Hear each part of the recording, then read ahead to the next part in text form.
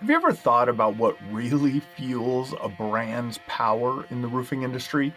Today's episode brings a unique perspective straight from my journey.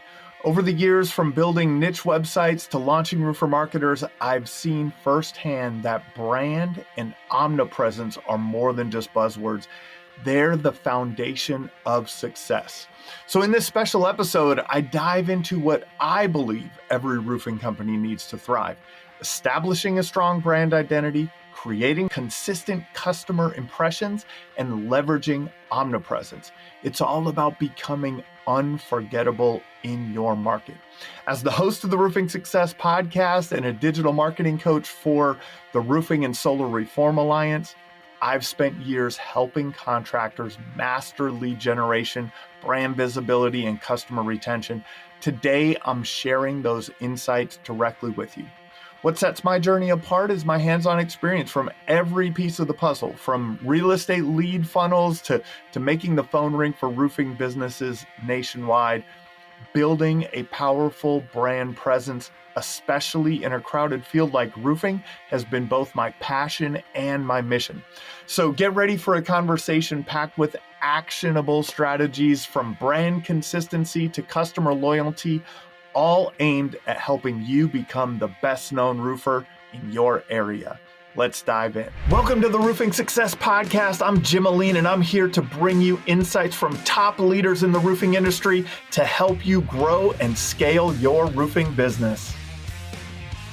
All right, today's episode is going to be a little bit different. I have been getting a lot of feedback recently from some of my team, from members that I coach in the Roofing and Solar Reform Alliance, and it's a little bit different. They're like, Jim, how come you don't talk on the podcast, right? How come you don't share your thoughts as much? You know, I enjoy the interviewing aspect of it. I promise you, it's one of my favorite things to do. I love to learn from other people.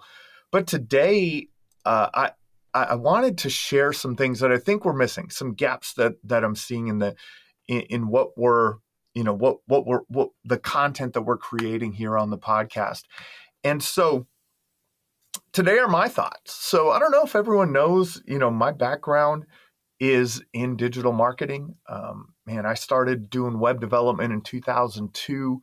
It's been a long journey. I learned, you know, Facebook ads along the way, Google ads along the way, SEO along the way, mainly by working on my own stuff, right? I learned SEO by building a bunch of, back then we called them niche websites, and real product specific websites that I would get ranking in Google, and I would throw Google AdSense on it, and I would make some money. And you know, I did pretty good. At one point in time, I had like 43 of these sites ranking on a good month. I'd make 10, 11 grand. On a bad month, I'd make like $4,000. And, you know, but that was my introduction to SEO. And then I was in the mortgage and real estate business. And one of the things that I did, with my mortgage teams would be to help them develop relationships with realtors. And so I would help them. One of our strategies was we would do lead generation for realtors, and then, you know, essentially get to work the loans for those buyers that we help create. And so that's how I learned how to run Google ads. I learned Google ads building, kind of inbound lead funnels through Google ads for realtors, for people searching for homes, and then turning those into customers. And then I learned Facebook ads, selling T-shirts on Facebook. I sold thousands of t-shirts on Facebook, and all of these little things. It's really fun to me looking back and saying, man, like connecting the dots. All of these things led to this certain place. And, you know, so I was in the mortgage and real estate industry, and it, you know, post crash, I did a lot of real estate investing, and then I built up a new mortgage branch, and during that time, man, mortgages really sucked. And if any of you went through, you know, getting a mortgage from 2008 to 2000, you know, probably still to today, The mortgage process was really terrible, and every day was just like unhappy customers. And so I pivoted. A lot of when I was doing my real estate investing, a lot of people, a lot of contractors that I worked with, friends that I had along the way, everyone was like, "Hey, you know how to build those website things, right?" So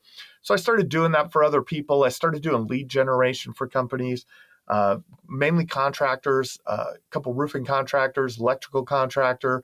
And all through that, I started building my skill set in marketing. What I learned about myself is that my favorite thing to do is make the phone ring.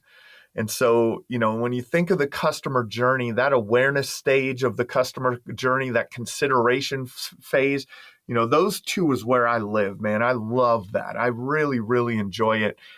And that's what led to Roofer Marketers. And then, of course, we exited Roofer Marketers to Job Nimbus. And now Roofer Marketers is a Job Nimbus company. And through all this journey, man, I've learned so many things. But the first thing and the main thing is that brand and omnipresence is the core of everything. The way I like to put it is brand is greater than everything. If you look at the successful roofing contractors in your area, they're the best known, right? It's not the best. And we wrote the book on it, The Best Known Roofer. And I started hearing this terminology. I know I've heard it from Grant Cardone and, best known beats best. And it's not new terminology that I'm using, but it's omnipresence, and becoming best known has entered the language of marketing for roofing contractors and other contractors. I see, there's a lot of books now on, after we did The Best Known Roofer, there's Best Known XYZ on Amazon. There's other books around there. And it's really a testament, right? That this is the core of it, man. Brand is greater than everything. If you pull up to a house, you've heard me with this analogy before. I heard it. I learned it from a podcast guest that I had on. If you pull up to a house in a rusty Ford F-150 with a magnet slapped on the side, and a dirty shirt, and writing everything on a piece of paper, your brand tells that homeowner you can be negotiated with.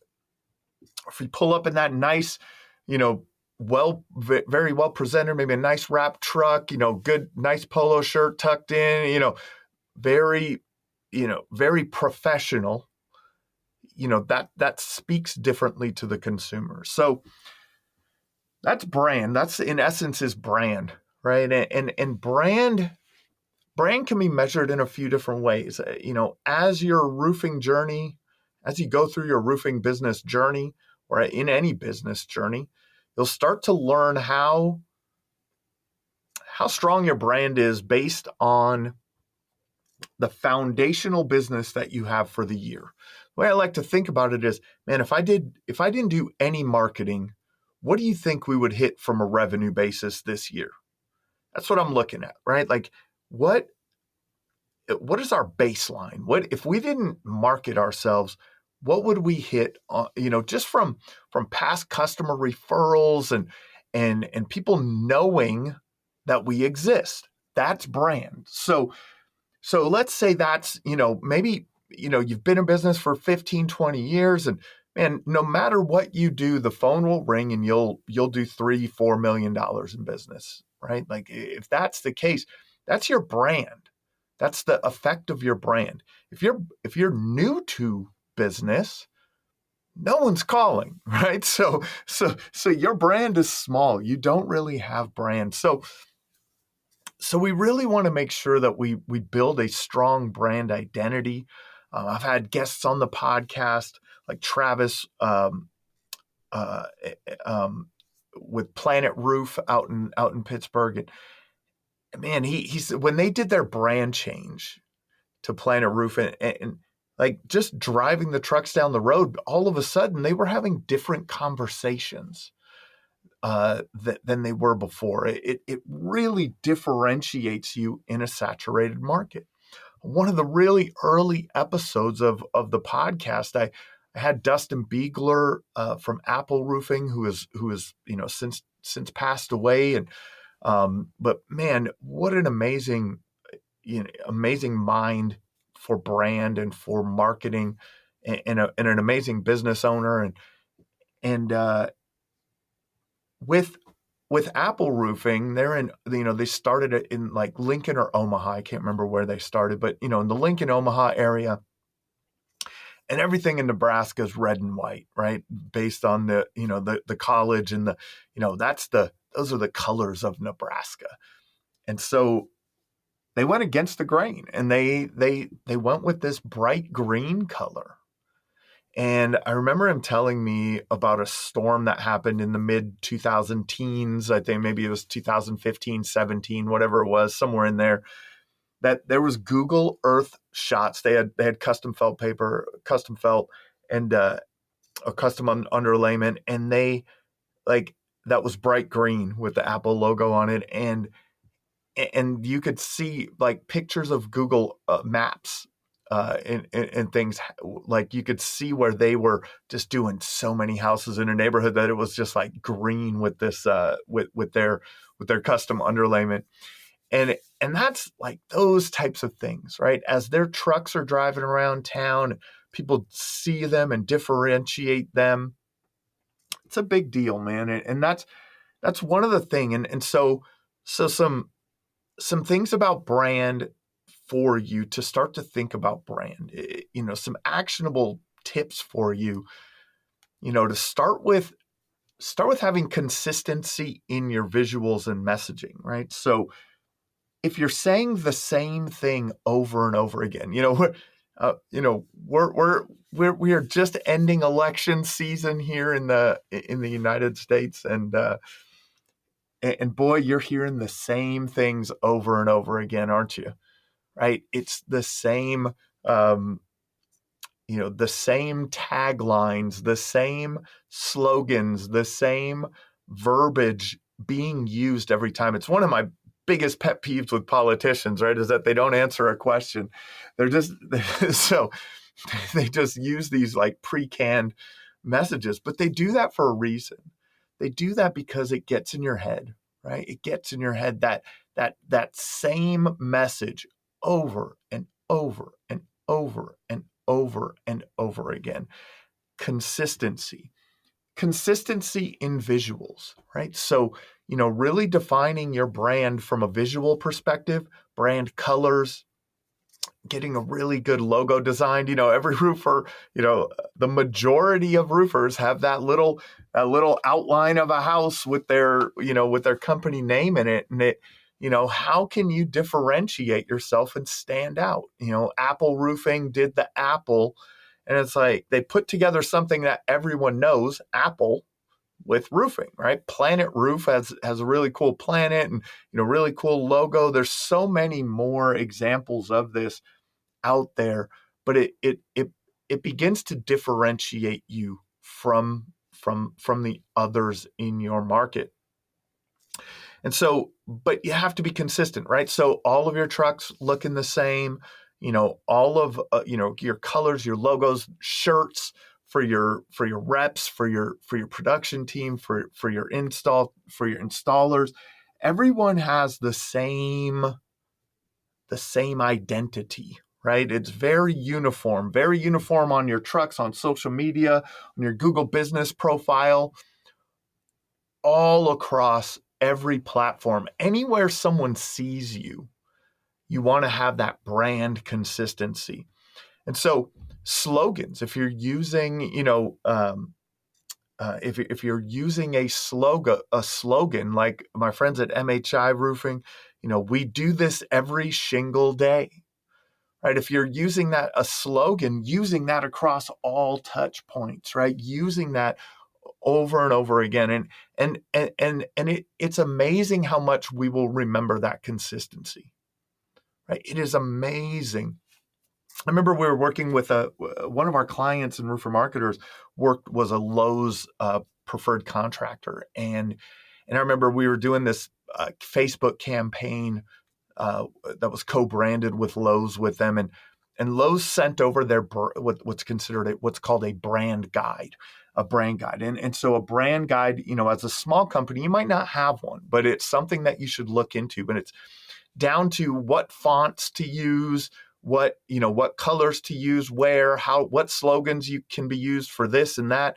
It was 115 pages of how to represent the Lowe's brand in any situation, right? So, that's not something that you have to do as a small business, but think about that. Like taking the cues from these large corporations. They know what they're doing, man. They've built, billion-dollar, multi-billion-dollar businesses, and it's all about that branding. Other things that I think really add to brand or add to emphasize your brand, I'll say, is more emphasizing your brand, is social proof and client testimonials. Hearing from someone else that that you are good, right? It's like a referral, right? And people trust online reviews as much as a recommendation from a friend or family member, right? So, and that's just your Google review, right? If there's a video that goes along with that says how this person felt, the problem that they were trying to solve when they started looking for a roofing contractor to work with, and so, maybe after each job, request a review, of course, on Google, but also see if they're willing to, do a video with you. Pull out this phone, right? Everybody has one of these in their pocket. These are 4K cameras these days, right? Decent mics on them already. Pull it out and start filming that. On one of the episodes, we had Rubinski Roofing, and they used, I don't know if they're still doing this, but they did it for, you'd go to their social media and it was just customer review after customer review after customer review. I mean, the amount of emphasis that or, trust that will build with a future customer, man, that it's amazing. And then, from there, once, you have your brand consistency, you're emphasizing your brand, the trust in your brand through social proof and customer testimonials. And then then we need a content strategy for omnipresence, right? And so, we want to use social media, YouTube, Google effectively to get your brand in front of people. So the fundamentals of marketing, it's something for everyone to think about. The fundamentals of marketing are who are you trying to speak to, right? The demographics of your perfect customer. Not everyone is your perfect customer. So the who, is it the suburban, soccer mom? Is it, who is your perfect customer? If you're on the commercial side, the property, maybe a property manager, building owners, things like that. Who is your perfect customer?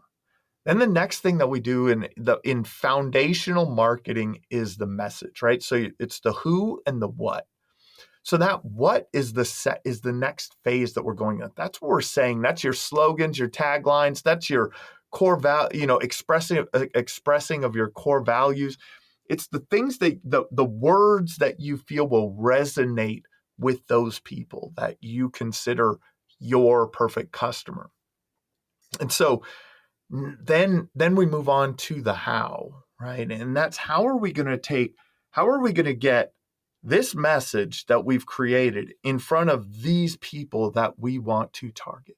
Like, these are our people, right? These are the very specific people that we want this message to go in front of. So in that, we're going to, most of your customers are on Facebook, Instagram, TikTok, but they also may be, at local events, right? They may be, at the little league fields in town, if they're, or at the local soccer fields, like we said with the soccer mom.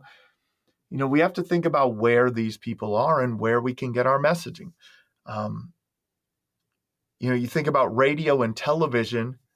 the demographic audience that listens to a sports radio show is different than the audience for that daytime or that morning news or the local news morning show, right? That's there's different audiences. It's easy to segment that way, but like with digital, you can really segment that very easily, right? It's much easier to get to the people that you want showing up, on Facebook, even if you're doing just the strategy of local, being 5 mile famous, as Joseph Hughes puts it, or getting locally, micro famous is another way to put it. Like realtors do this all the time. They call it farming. So they'll farm a neighborhood. They'll choose a neighborhood and they'll just market to that neighborhood over and over again. They'll send newsletters and, they'll send magnets for your fridge that have the local sports schedule on it. And they'll, there's all this stuff, but it's just a consistent message to those people. And on social media, I think it's very easy to find those people and get to those people. On Google also, if you can write blog content for your website, create YouTube videos that match up with your local area, and you'll really get in front of people. But for omnipresence, and I love the term omnipresence. I know it sounds like a challenging word, a challenging thing to accomplish, but it's really just being in front of your perfect audience as much as possible wherever they are at, right? So wherever you can get your message in front of them, wherever you can get a brand impression, right? A brand impression maybe on a billboard on the major thoroughfare in your area that all of the people in your area drive up and down. My friends at getting your building, having a building on a major road and having your signage there also is another idea. There's a couple of great roofing companies I know that have done that, and they really get a lot of attention, right? A lot of people driving up and down those roads. That's an easy way of thinking about it. But another way is just a social media post. Every time you open up your Facebook, or your Instagram, you will see, the stories of that people are posting. And if you can show up in those stories, if you're posting one story a day, every time people that follow you open up that phone, they are going to see that. They're going to see your brand, right? They're going to see your logo if you have your logo as your profile picture for your page. And so you're always getting these brand impressions. You're always, if you're sending a newsletter, to past customers, just, may just talk about what's happening in the community locally, things like that. But every time that newsletter hits their inbox, that's a brand impression. Every time they see a yard sign in someone's yard while they're driving up and down the street, every time they see your truck driving down the road, that's a brand impression. So we want to accumulate as many brand impressions as possible. And we can do that in so many ways, right? But it takes doing all of it at once, right? But start with one thing, right? Start with your trucks, your yard signs, move on to doing some social media, building up your website presence, building, like, all of these things add to that omnipresence. So, it's amazing what happens. I've seen companies grow very, very quickly,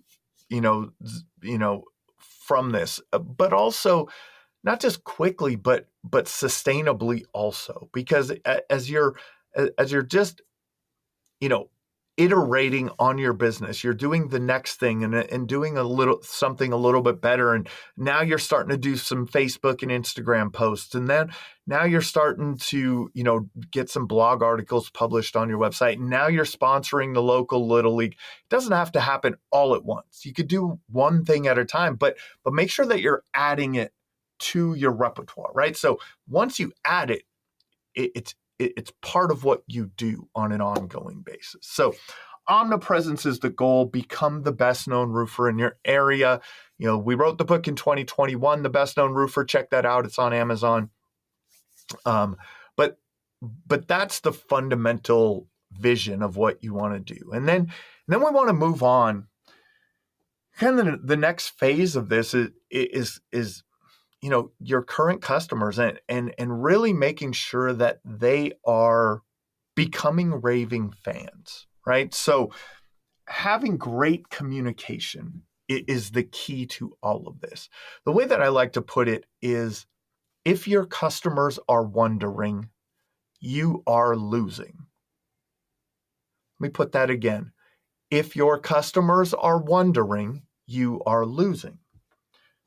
So let me give you some examples of this. A customer goes to Google, they type in best roofer near me, they go to your Google ad and click on it, or they go to your Google business profile and call you, or they go to your website and call you, and they get a voicemail. Or no, let's say your team answers the phone. I see a lot of contractors doing this. Their team answers the phone, but whoever answers the phone doesn't have the schedule of the sales team. So they say, hey, great, I got all of your information. You need our services. I'm going to have Jim call you back and let you know when he has time to maybe come out during when you have time to see if we can solve your problem. Now, it's said, of course, a little bit differently. Hey, I'm going to have Jim call you and get on his schedule, right? Like, it's something simple as that. But it's really not that. It's, you are letting people wonder. So now they have to wonder, when is Jim going to call me? Is Jim going to call me? Is he going to have a time that's convenient for me?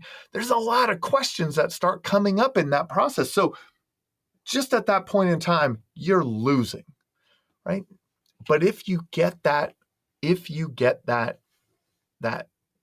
appointment booked on that call, now they're not wondering anymore. They know, hey, Wednesday at 4 p.m., Jim's going to be at my house and he's going to do an inspection. And so, but now I come out and do the inspection, right? And let's say it's a retail job, and I'm like, all right, great, I did the inspection. I'll get you your estimate as soon as I can, right? And so again, think about it, right? Like, I'll get you an estimate when I have time. When are you going to get me this estimate, right? Like, that now they're wondering, when are they going to get, when's Jim going to get me this estimate? What's the cost going to be? Can I afford it? Like, all of these things start going through their head. So putting together a process where you can get that estimate to them instantaneously or as quickly as possible, right? They're not wondering. Now they're not wondering. Great. They signed the contract. We're good to go. Now they start wondering, well, when am I going to get on the schedule? When is my roof going to be replaced?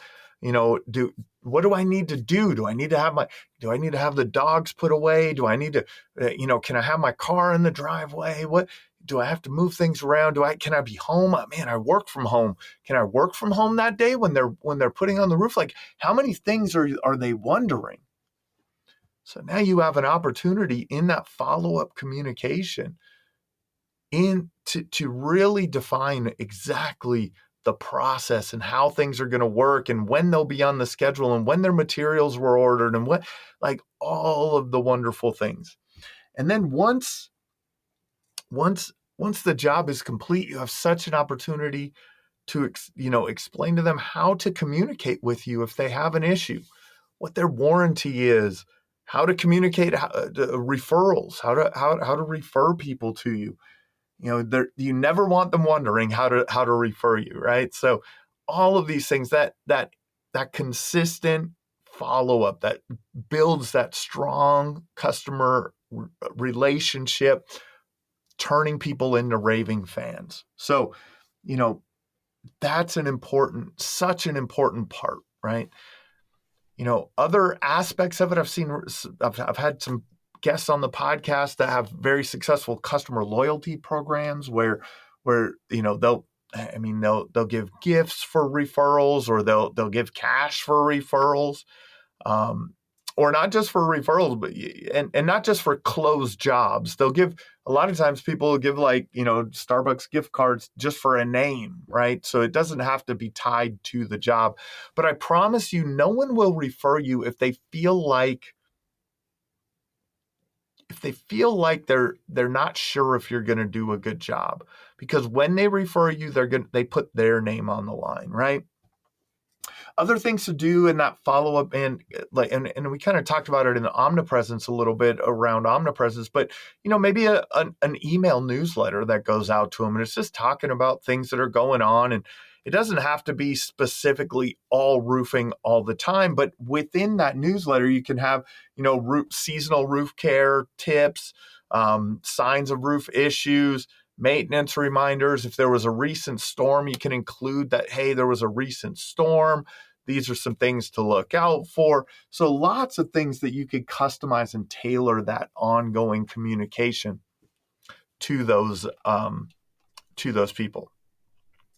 So now we have omnipresence, right? We're focused on omnipresence. We're really focused on, the consistency in your brand and visuals and messaging. We're focused on the social proof customer testimonials, the content strategy for omnipresence. We're focused on that customer retention and building of raving fans through good communication, not good communication, exceptional communication. There's maybe build some customer loyalty programs, some custom tailored content for past customers to keep in touch with you. Now I think the next really important thing is learning how to make data-driven marketing decisions. It's really challenging when you have an omnipresent approach, I promise. Because maybe you're knocking doors and you put a door hanger out or a letter, leave a letter. Then they're driving in and out of their neighborhood and they see your yard signs a couple of times.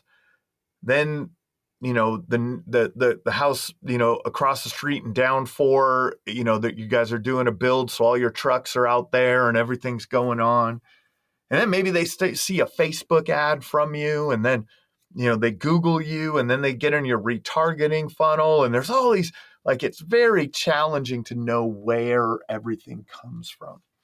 But the foundation of everything from, to me is call tracking. And I know so many contractors that are so against call tracking. They hate call tracking phone numbers because they think that people know your phone number. I promise you, no one knows your phone number, right? There are so very few people that know your phone number. Once the cell phone was invented, we entered a phone number in and we forgot our mom's phone number. We forgot our grandma's phone number. We forgot our sister and brother's phone numbers. We forgot everyone's phone numbers.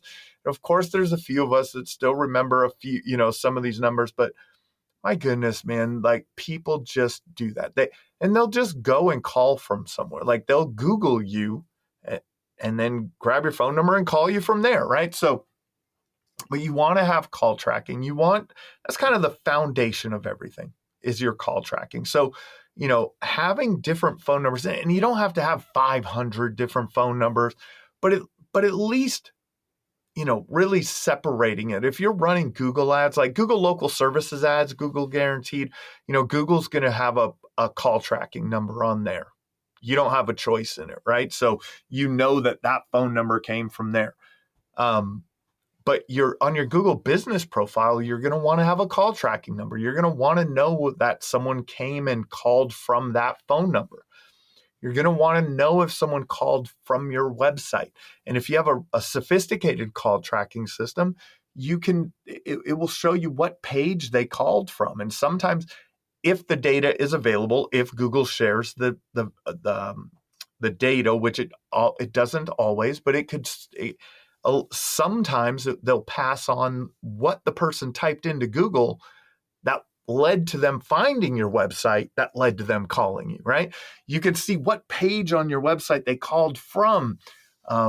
There's so many cool things that you can learn from call tracking.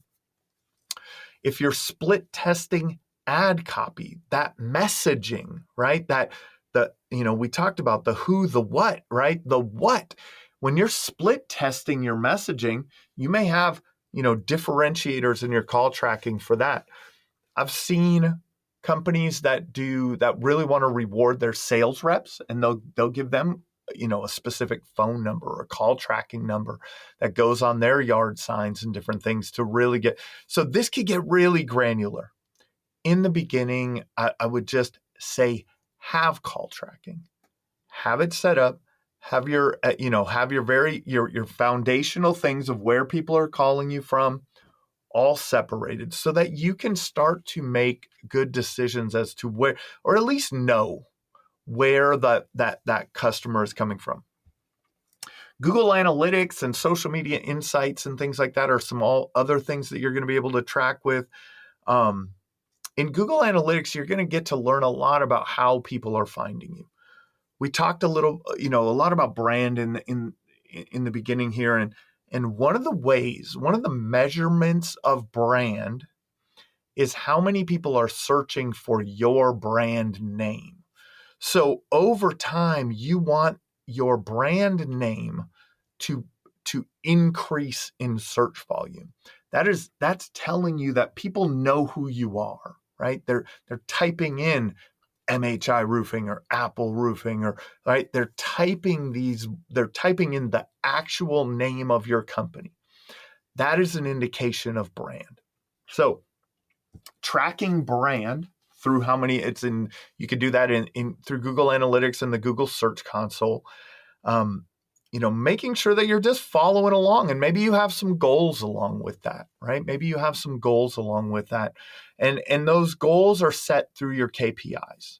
So, having great KPIs, understanding what you're tracking, like if you're doing social media, I struggled with this for years. My goal was always quantity. So I just put a lot of posts out there, and over the years, what I've learned is I should have been measuring better. I should have been looking at these specific posts and, hey, which one really connected, right? And what you're looking for, a great social media strategist, a great, he's kind of a very big figure in social media, is Gary Vaynerchuk. And now, with the way that the algorithms behind social media have gone more to an interest-based algorithm than a connections-based algorithm. Like before, only people that followed you or were friends of yours would see your posts.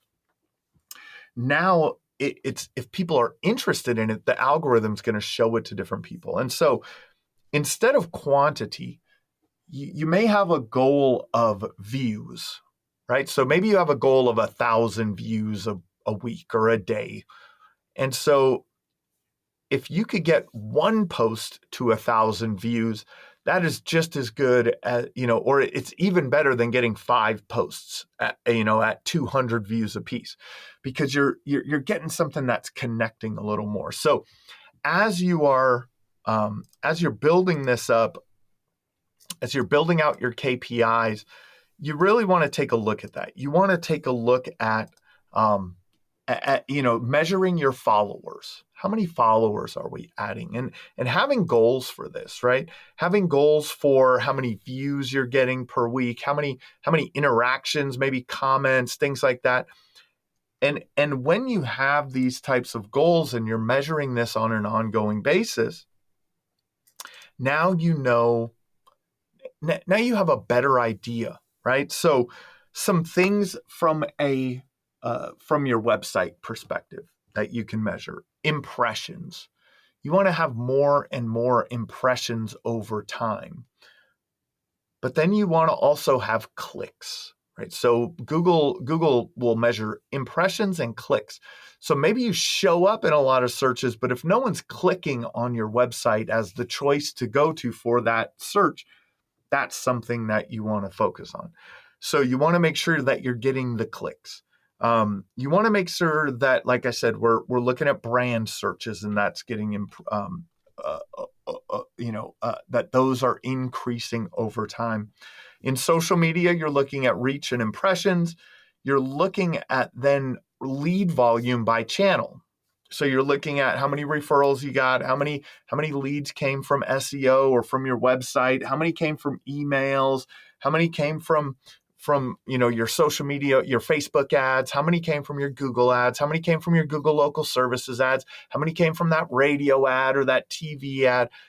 And sometimes, like I said, when you're focused on an omnipresent approach, a multi-channel marketing approach, it becomes different. It becomes difficult, but you kind of do your best. And what we look at in that is first impression, first impression and last impression. So was it the first thing that they saw? Was it the yard sign that led to them Googling you and going to your website and then calling from your website? Like there's a first attribution and a last attribution, right? And there may be a few touch points in the middle, but just getting a good understanding and a feeling of where that comes from.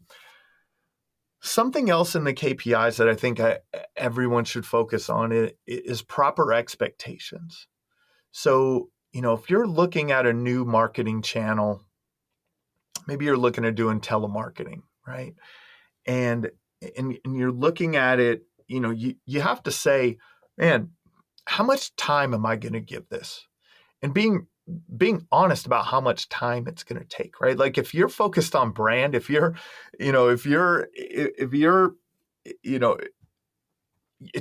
a long-term play, right? There, even if you're turning on Google ads, you need 3, 4, 6 months to really optimize Google ads campaigns. Not that you can't get things going and leads coming in sooner than that, but there's a learning period. And so if you have an improper expectation about what's going to happen from this marketing channel, I don't think that you would expect to put up a billboard and just the phone would ring off of the hook from the day that it went up, right? We have to have proper expectations. If you're doing direct mail, kind of in the traditional way of, hey, we're going to send out 10,000 postcards. I hope you wouldn't have the expectation that you're going to be, all 10,000 people are going to call you the first time that postcard lands, right? Very few people are going to call you. But after they've received, 10, 15, 20 postcards from you over a couple of year period of time, boy, that builds up, right? Those brand impressions build up. So you have to have an expectation. Hey, is this a short-term marketing strategy, a mid-term marketing strategy, a long-term marketing strategy? Are there things that we can measure and focus on to improve? So maybe you're running Facebook ads and you get to a customer acquisition cost of $1,000 through your Facebook ads. I'm just making up a number here. Then you have a benchmark. Now you can say, okay, now let's run another ad and see if we could get it to be better or worse, right? Let's see if this ad performs better or worse. I just helped someone with their Facebook ads recently who he had multiple ads running, but he wasn't paying attention. And so he went back after we sat down and talked. I was like, well, which audience are your, he had multiple audiences that he was targeting on Facebook. I was, well, which audience is turning into the best leads for you? Which ad copy is turning into the best, which ad creative is turning into the best lead for you? And he went back and he sent me a Facebook message and he's like, man, that old 80-20 rule applies, that Pareto's principle, right? Like 80% of his leads were coming from this one ad targeted at this one specific audience.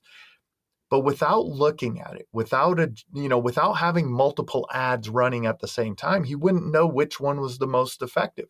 So now he can take that as his control group and start to iterate on that. And that's what we want to do. Marketing is not magic, right? Marketing is not magic. If you need leads in your business, I feel for you, but that's not marketing. If you need leads in your business, if you need a job today, knock doors until you have a job, right? There is a direct route to a job. And so, I hope that really, kind of gives you guys some good things to think about. It's my first solo episode that I've done. So really excited about this. It's a little bit different. Like I said, I love the interview. I love to learn from other people, but hopefully you guys learned a lot. Like we said, for your actionable items, man, work on that branding, work on that brand consistency and messaging, becoming omnipresent. For client retention and referrals, building raving fans, work on that effective communication, become a master at your customers never wondering what's happening or what's going on.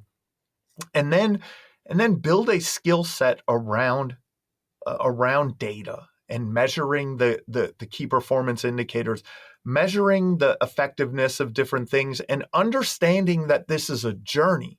There's not one magic pill that's gonna take you to the next, to the moon with everything. And so I hope everyone learned everything. Join the Roofing Success Facebook group. We're back up and running there. The Roofing Success YouTube channel, please go and subscribe. Type in Roofing Success. We're getting that up and running again and getting that video content out to you. Check out roofingsuccesspodcast.com.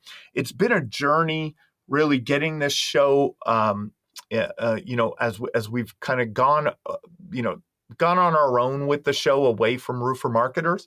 There's been a lot of work that we've had to do, and some things have taken a little bit longer than others, but man, we're back at it. We want to continue to provide the industry with great content. Check out the Roofing and Solar Reform Alliance. We're going to stomp the scum out of the industry, I promise you. And leave a comment. Leave a comment. I'd love to hear your thoughts. Shoot me a text message. My phone number's in a lot of the descriptions. And let me know what you think. Let me know if you want to hear more episodes like this. This has been another episode of the Roofing Success Podcast. Thank you for tuning into the Roofing Success Podcast. For more valuable content, visit roofingsuccesspodcast.com. While there, check out our sponsors for exclusive offers, shop for merchandise, and sign up for our newsletter for industry updates and tips. Also, join the Roofing Success Facebook group to connect with other professionals and stay updated on the latest trends. If you enjoyed this episode, please subscribe, like, share, and leave a comment. Your support helps us continue to bring you top industry insights. The website link is in the description. Thanks for listening.